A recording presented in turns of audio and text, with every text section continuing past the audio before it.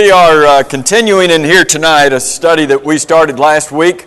It's a study that, an abbreviated study because we had our Kickstart Your Summer series in June, and so we only have about 7 classes or so in which we're going to try to look at this particular topic of the idea of studying community churches in light of the Scripture. And we introduced this briefly last week with a general foundation upon which to start, and that foundation being that we just need to come back to the Bible for everything that we're going to study and use it as our only source and our only authority. Just a few things to remind you of. We mentioned these in class last week, and probably in some form I'm going to try to mention these every week. Because there'll be people here who have not been here before, and I don't want there to be any misunderstandings. We're not, the intention of this study is not to talk about community churches in such a way that we try to demean them, that we try to put them down, that we try to be unkind in any way. We don't want to misrepresent in any way.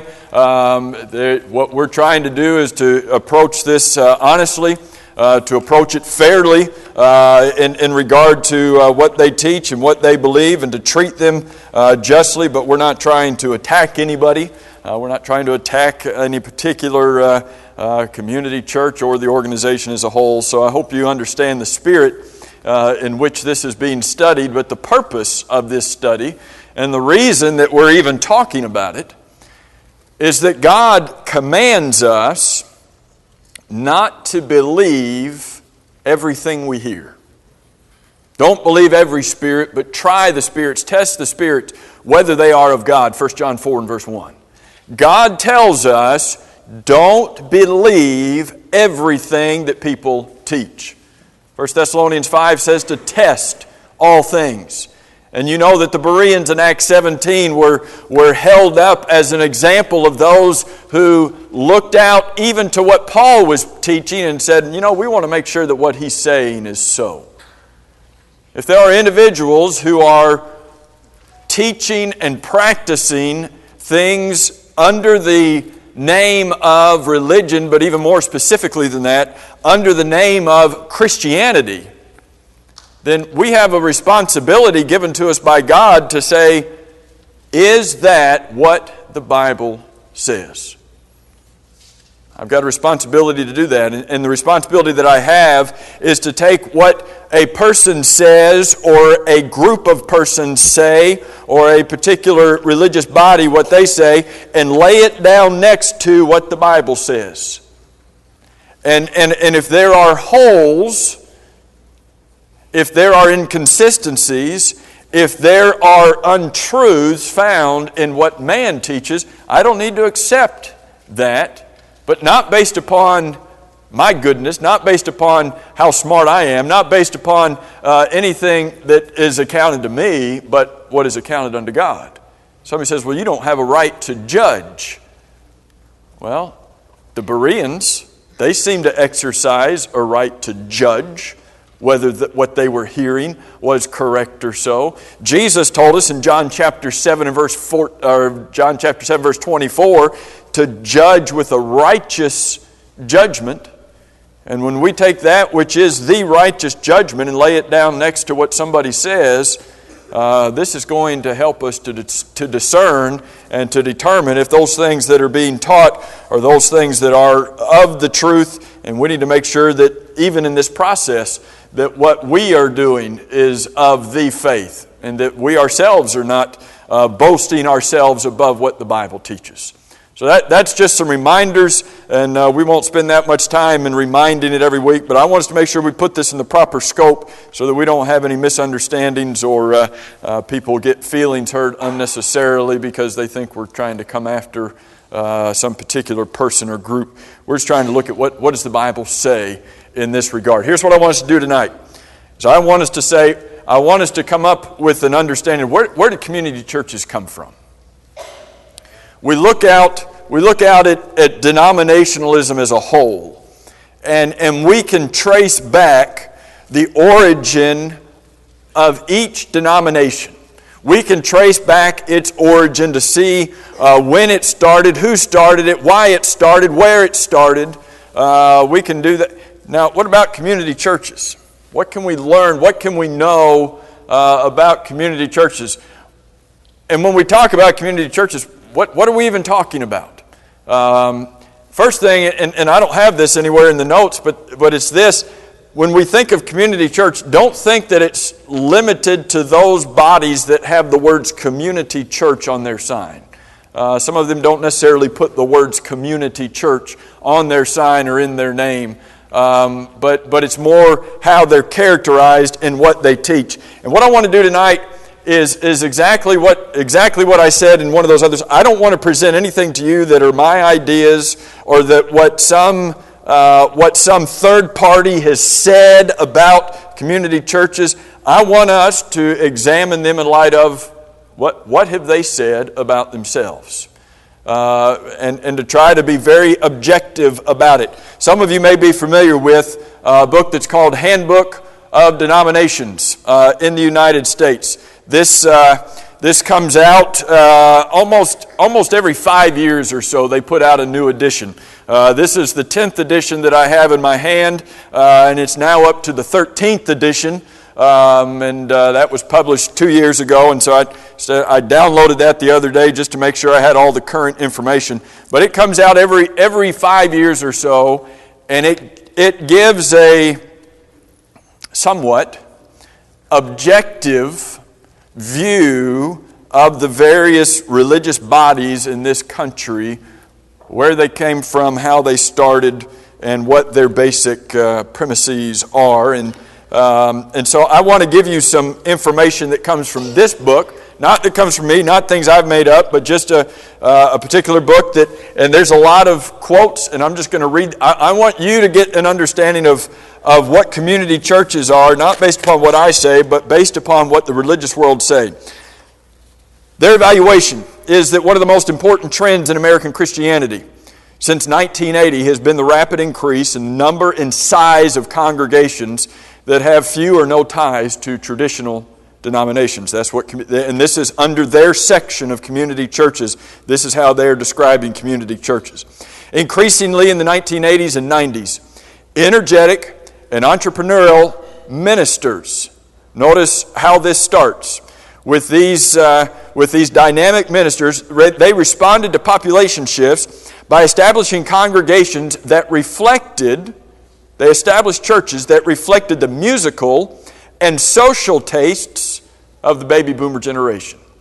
What does that say? We're going to make some churches that match and fit this particular generation. Some of these dynamic congregations have become mega churches that are larger. Even just one mega church is larger than some entire denominations are that have multiple congregations in them.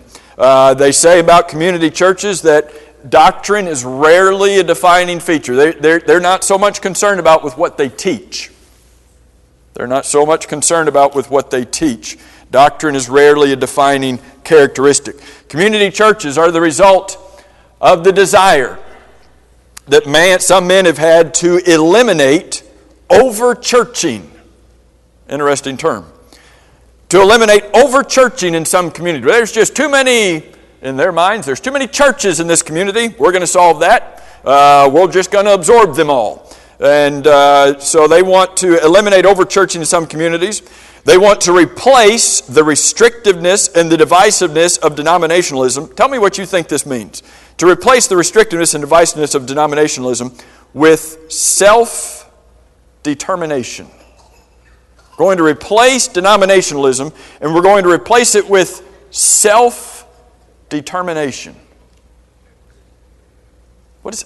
To you, what does that mean? That's interesting terminology to me.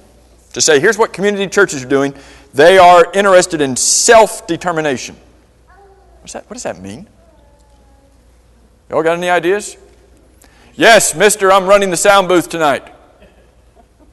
That's Harrison Carter for those of you who can't see Harrison Carter. Okay, go ahead.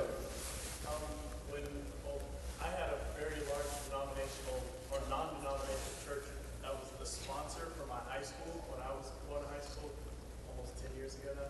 And their big thing was that everyone had their own Christian definition, and you're your own Christian and everyone has their own way of worshiping God. Mm-hmm. There's this whole, you can be your own Christian. You don't have to be the whole. You can be your part. You can worship Him in different ways. Kind of to pat you on the back. The road is 4 lanes wide. Okay.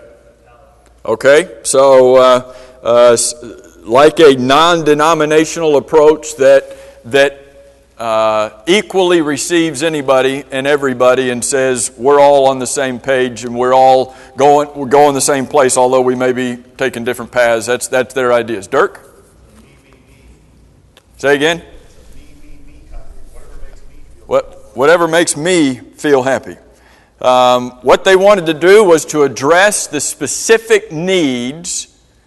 Remember, community churches are the result of the desire to address specific needs within a community, and this is interesting, to make religious expression more immediately relevant.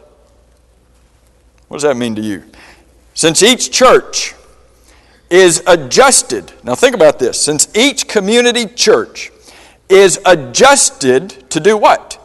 To meet the needs of different communities. Here's a community church that is put in place and developed by this particular community, and so each community church is different because it is adjusting to fit the needs of the community. Therefore, there's a great variety among these community churches in their worship and in their work. They worship, as Harrison said, they worship in different ways, and they say it's okay. You worship, you do whatever you want, and they're going to do it in different ways. But the reason they're going to say it's different is because each community is different. And so that requires some differences in styles and in teachings. The number of mega churches continues to grow. There's over 2 million people that apparently worship in mega churches. There's over 1,300 mega churches that have more than 1,000 people that are a part of them. Mega churches, this is a third party, this is an outside body evaluation. Mega churches may be compared to the shopping malls and warehouse stores. They're like Sam's and Costco and these big malls. Well, what are they like? They're like that because they offer a dazzling variety of services under one roof. They offer counseling, worship, private schools, support groups, teen clubs, movie theaters, health centers, sports teams, travel agencies, business associations, and in some places food courts with major chain restaurants. It's like a mall. It's like a warehouse store. Notice this point. The theology, the way of thinking and teaching and approach to God. The doctrine, what the community church teaches. The theology and doctrine of community churches and mega churches varies according to the beliefs of the pastor. You go to a community church, who decides what they are going to teach about a particular matter? The pastor does.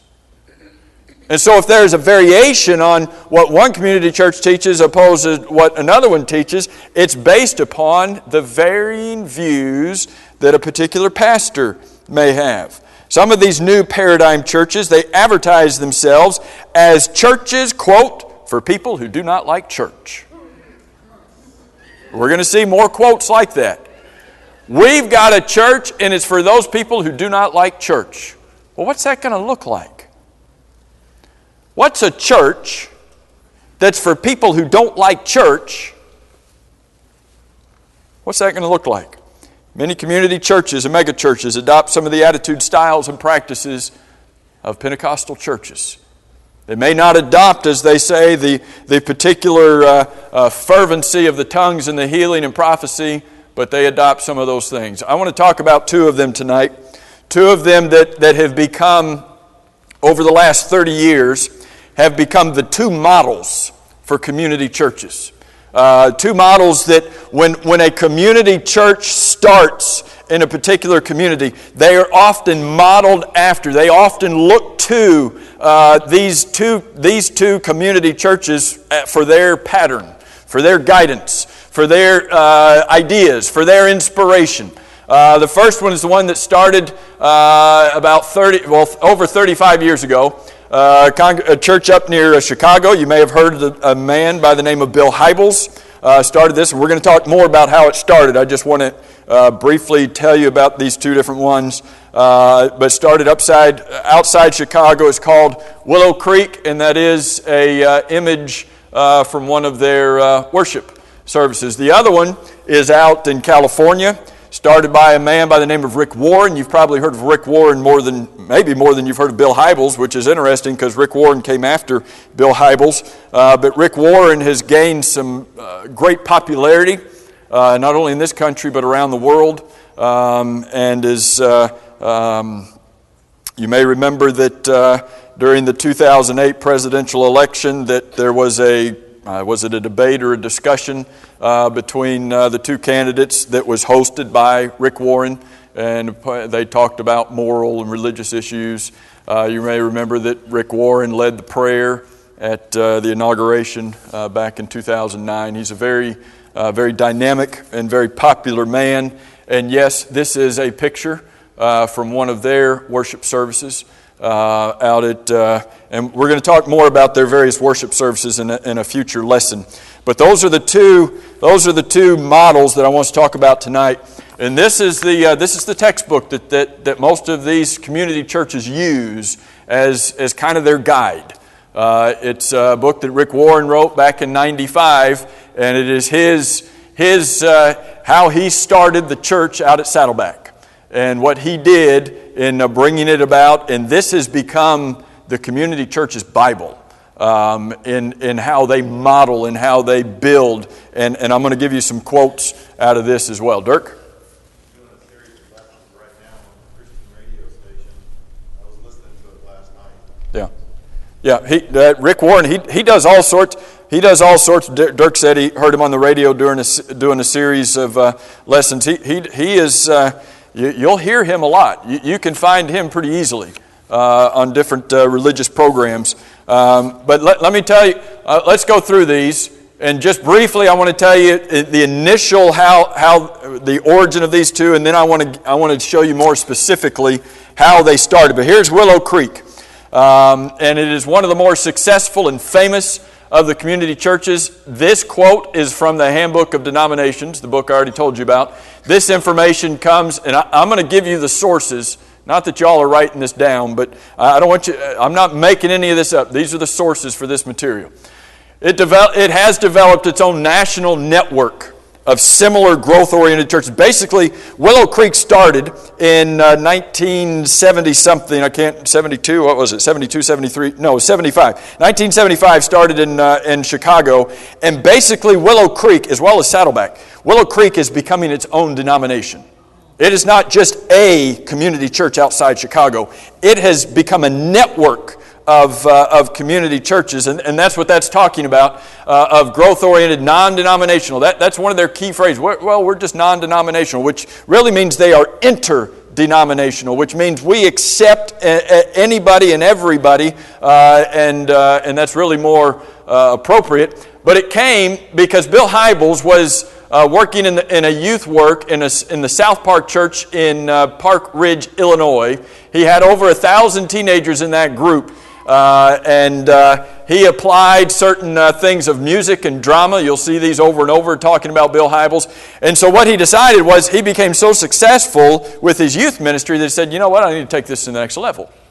And so he said, you know what would happen if I took these innovative and creative styles of service and I took them to an adult audience? And so that's what he did. He started incorporating the contemporary music, drama, and multimedia technology, and he started his Willow Creek congregation in 1975, started the first day with 125. Within 2 or 3 years, they were up to 2,000 people. And it is said today that they are somewhere around 23,000 plus on an average weekend. They have 6 services. They may have more than that now. That number is a couple of years old. They may have more, but on a particular weekend. And remember, community churches they don't just have services on Sunday. They have services Saturday and Sunday. So among their 6 services, Willow Creek claims to have somewhere over 23,000 adherents. Well, Saddleback Saddleback started later. Rick Warren is younger than Bill Hybels. And here's what Rick Warren did. 1979, he moves out to California. And I'm going to give you some direct quotes from him, from his book, in just a minute. But they began similarly with a small Bible study with just one other couple. They had their first service, Easter of 1980, had 205 people show up, most of whom had never been to a church before. Today it's become one of the most influential denominations, with approximately 20,000 people attending their weekend services. And his book, which I'm going to give you some quotes from in just a minute, has really become, as I said, the document that is used. He took his principles that he used in developing the community church that he started and put them into this book. And they claim that more than 200,000 church leaders have been trained. And Bill Hybels up in Chicago, as well as Rick Warren out in California, they travel around doing leadership conferences, leadership seminars, teaching their principles of church development. And they claim they've done this to hundreds of thousands of people. So we've got these two community churches started. Well, how'd they get started? Willow Creek up in Chicago. How did they get started? Bill Hybels, and you've heard this before, I think. Bill Hybels, before he started his community church that became known as Willow Creek, went around knocking on doors of people in the community, taking a survey. And in his survey, he was asking people who admitted that they were unsaved or that they were unchurched, why don't you go to church? That's what he wanted to know. He went around trying to find people who didn't go to church. If he found people who did go to church, he'd say, glad you're going to church. Okay, see you later. Any end of the conversation. But if he found people in his estimation that were unchurched or unsaved, those were his target people. He wanted to find out, why don't you go to church? Here's what he found out. He found out the top 4 reasons that people don't go to church. Here's what they complained about. They didn't like being bugged for money when they went to church. I'm not going to church anymore because they keep bugging me for money. People said that church was boring, predictable, and routine. We just don't like that. They said that they didn't think that church was relevant to their lives. People told him at the door, I always leave church feeling guilty. I go there and they talk about sin. And when they talk about sin, I feel guilty because I have sinned, and I don't like feeling guilty. And so because they keep preaching these messages that talk about sin, I'm not going to go back because I don't like leaving church feeling guilty. Now, here's the sources for this information. None of this is being made up. This is what he found when he knocked on doors, people saying, here's why I don't go to church. Well, Bill Hybels was seeking this information for what purpose? Well, because he was going to start a church. And in starting his church, he wanted to create a church that corrected the problems. These people don't like these things about going to church. Well, what I'll do is I will create a church that doesn't do any of that. If that's what they don't like, we won't do it. If that's what they do like, we will do it. We are going to make a church that makes people feel comfortable. So we find out what they don't like, and we don't do it. I want you to think about that. That's how the Willow Creek Church got started. That's how this community church got started, and now has over 23,000 people as a part of it, now has about 8,000 congregations that are a part of its association. Remember, Willow Creek is becoming its own denomination, and it's spreading out. And so they're claiming 8,000 different other groups and other places that are kind of under their umbrella, under their guidance from having been started from that same model and having claimed to have trained tens of thousands of church leaders in their particular model. You go out to the community and you ask the community, what don't you like about church? And then you seek to fix it, to make them happy. What about Saddleback? Saddleback started in much the same way, and I want to read you all of these quotes. All of these quotes are going to be directly out of out of Rick Warren's book on purpose-driven church. Here's what he said.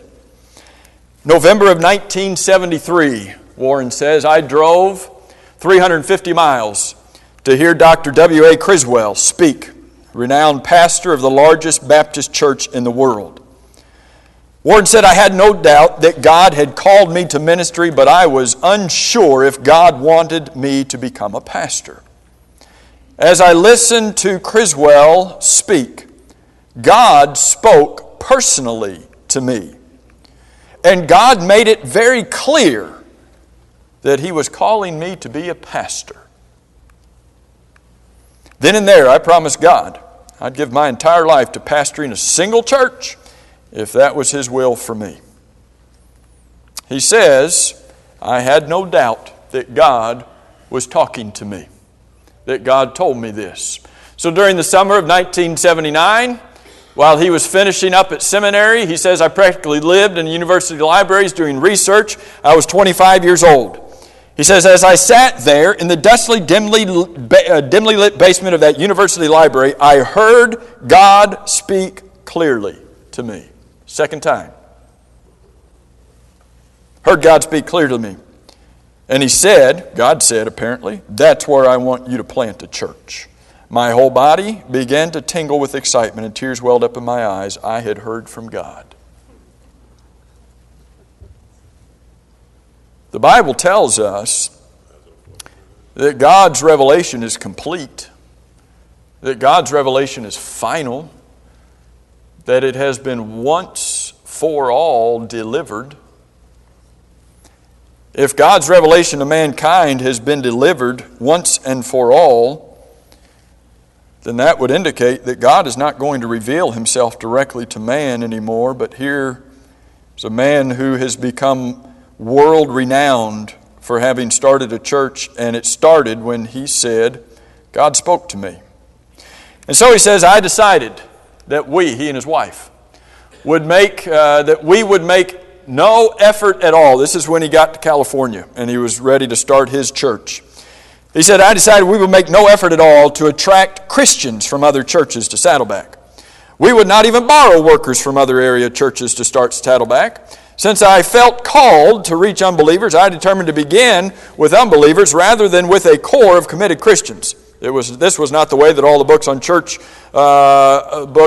growth starting out said to do, but I felt certain that it was what God was calling me to do. He said our focus would be limited to reaching the unchurched for Christ, people who for one reason or another did not attend any existing church. First 12 weeks, interesting, Warren does the same thing that Hybels did. He's going to establish his church. And what does he do? He goes door to door talking to the people. He says, I first wanted to listen to what they thought their most pressing needs were. Felt needs, whether real or imaginary, are a starting point for expressing love to people. First thing he wanted to do was to go and to talk to the people and to hear what the people thought they needed. I'm getting ready to build a church. Well, what kind of church are you going to build? Well, I don't know yet. I got to go find out. How are you going to find out? I'm going to go ask the people what they feel that they need. 6 years earlier, he said, 6 years earlier, before he started Saddleback, he had read Robert Schuller's book, Your Church Has Real Possibilities. And in that book, Schuller told that he had gone door to door in 1955, and here's the two questions Schuller asked. When he went door to door, he asked people, why don't you go to church? And what do you want in a church? Rick Warren liked that idea. He thought the questions needed to be updated a little bit for the 1980s, but he said, I'm going to take those questions and I'm going to go ask those same things. But he came up with 5 questions. Number 1, he asked, what do you think is the greatest need in this area? He got the answer and he wrote it down. Second question, he said, are you actively attending any church? If they said yes, I thanked them, moved on to the next home. I didn't bother asking the other 3 questions. Not looking for those people. Number 3, if they were said no to number 2, I'm not going anywhere, why do you think most people don't attend church? Why do you think most of people don't attend church? When I asked why they thought other people didn't attend, they usually gave me their personal reasons anyway, but he wanted to keep it third person. Number 4, if you were to look for a church to attend, what kind of things would you look for? Remember, all the while he's taking notes. Number 5, he said, what could I do for you? What advice can you give to a minister that really wants to be helpful to people? He's going out to start a church. And he goes to the community and he asks the community, if you were going to go to church anywhere, what would you look for and what would make you most comfortable? He spent 12 weeks, remember, doing that. After 8 weeks, he says, I summarized what we learned about the unchurched during our survey. I summarized what we learned about their hang-ups about church in a philosophy of ministry statement. Notice that. He created a philosophy of ministry statement for his church. Where did that philosophy of ministry statement come from? From the hang-ups that people had about why they didn't like church. That's how he decided what his philosophy of ministry was going to be. These are his words. It became the blueprint for our evangelism strategy. Next, he says, I wrote an open letter to the unchurched of the community based upon what we had learned. I just figured that an open letter to the community might be the fastest way to get the word out about our new church. First sentence of that letter clearly stated our focus and position. The first letter said, at last, a new church for those who've given up on traditional church services. At last, here's a church for those of you who hate church. It went on to explain the kind of church that we were starting. The letter addressed the major concerns. All of those hang-ups that they had, here's the letter. It addressed the major concerns of the unchurched and announced a church service that was designed to counteract. We're going to take care of all of those things. It's designed to counteract the common excuses that individuals were giving when he went to their door. The entire tone of the letter was written to appeal to what the unchurched were looking for. You said this is what you're looking for, I'm going to give it to you. You said this is what you wanted in a church, and we're going to provide it for you. He said, I knew that if our church was going to attract and win the unchurched, it was going to take a different kind of service than what I grew up with. So he asked the question, what style of worship would be the best witness to unbelievers? And he spends a couple paragraphs talking about the kind of service they were planning. And the service was so intricate, they even started having dress rehearsals for their services because they wanted to make sure everything was just perfect. And so here Saddleback was helped to establish 30 other daughter congregations in its own little denominational group around the country. And his book, the 1995 book, has made him world-renowned, famous, and has helped to create other leaders just like him. I don't know what your thoughts are when you hear this, when you see this. And again, all of this is a reflection, is taken directly from their documents. This is not to represent them in some way other than the way they've represented themselves in their own words. This is how they have said they have started their churches. And that's what we're looking for in this lesson, is not to look at all the intricate doctrines or practices, but say, how did they start? And how did they start? Here's community churches. Why is the community church called the community church? It's the community who made it. It's called the community church because it reflects all that the community wanted, all that appeals to the community. And this is what we'll give you in a church. And that's what he told them in the letter. We're going to give you what you asked for, and so it is a community church. Imagine what would happen. Imagine what would happen if instead of appealing to the community, we tried to appeal to the Lord. And instead of trying to appeal to the wishes of the community and what they thought they needed, what if we appealed to the Lord and what he thinks is needed. Is that different? Is it different to say, what does God want, from what will make the community happy? Jerry? David, it's not too much different from what happened when Moses went up to Mount Sinai and people were down there making the golden calf. Yeah. They were doing what they felt was right. Yeah. Jerry talks about what God's people were doing when Moses was up on Mount Sinai and how they were down below. They thought what they were doing was right in making that golden calf. Obviously it was not, and we're going to be out of time. But what does the Bible say about starting a church? If somebody wanted to start a church, where should they go? Go and find out what man wants in a church? You know, the Bible says that the Word of God is a seed. It's a seed. What happens when you take a seed and plant it in Florida, and then you take a seed from that same packet and plant it in Tennessee, and then you take a seed from that same packet of seeds and you plant it in Montana, and then you take a seed from that same packet of seeds and you plant it in South Africa? What happens with those seeds? If they are equally watered, nourished, what's going to grow? Is it going to be different? Is it going to be adapted and become? Is it going to look like its culture? Is the plant going to? Is it going to look completely different depending on where it is? Or is a flower going to be a flower? Is a rose going to be a rose? Why is that the case? Because when we take this seed and we plant it,